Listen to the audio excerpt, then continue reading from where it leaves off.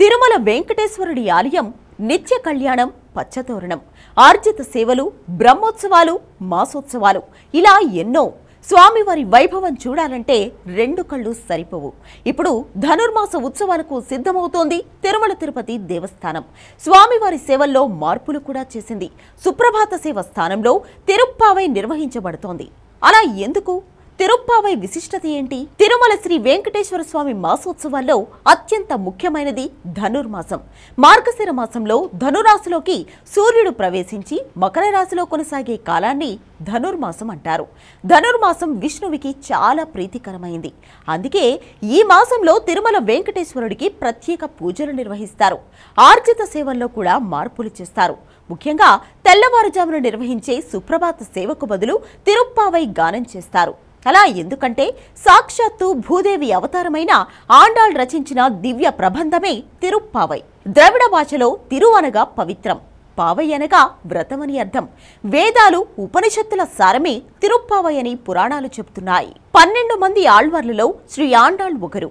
ఆమెనే గోదాదేవి, నాచియార్ అని కూడా పిలుస్తారు. శ్రీ వెంకటేశ్వర స్వామిని స్తుతిస్తూ ఆండాళ్ రచించిన 30 పాసురాలను కలిపి తిరుప్పావై అంటారు.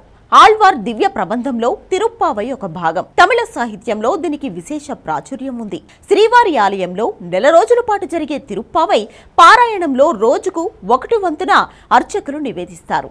ఈ సందర్భంలో సాధారణంగా భోగ శ్రీనివాసమూర్తికి బదులుగా శ్రీకృష్ణ స్వామివారికి ఏకాంత సేవ నిర్వహిస్తారు.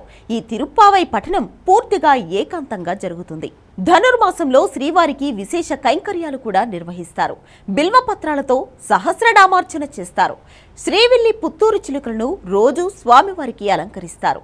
ధనుర్మాసం సందర్భంగా శ్రీవారికి విశేష నైవేద్యాలుగా దోస, బెల్లం దోస, సుండలు, సీర, పొంగల్ వంటివి ప్రసాదాలుగా నివేదిస్తారు. పురాణాల ప్రకారం ధనుర్మాసంలో దేవతలు సూర్యోదయానికి 1.5 గంట ముందుగా నిద్రలేచి బ్రహ్మముహూర్తంలో శ్రీ మహావిష్ణువును ప్రత్యేకంగా ప్రార్థిస్తారట. అందుకే ఈ మాసానికి సౌరమానంలో ప్రత్యేక ప్రాధాన్యత ఉంది. ధనుర్మాసంలో ప్రతిరోజు బ్రహ్మముహూర్తంలో తిరుప్పావై పారాయణం చేసిన వారు దైవానుగ్రహం లభిస్తుందని ప్రతీతి. అలాగే ఉదయం, సాయంత్రం దీపారాధన చేయడం వల్ల లక్ష్మీదేవి అనుగ్రహంతో పాటు దరిద్రం దూరమవుతుందని భక్తుల నమ్మకం. ఈ నెల 16వ తేదీ ఉదయం 6:57 ధనుర్మాస గడియలు ప్రారంభమవుతాయి. కనుక ఈ నెల 17 నుంచి స్వామివారికి నిర్వహించే సుప్రభాత సేవ స్థానంలో తిరుప్పావై నివేదిస్తారు. జనవరి 14న ధనుర్మాస గడియలు ముగిస్తాయి. ఆ తర్వాత యథావిధిగా సుప్రభాత సేవ ఉంటుంది.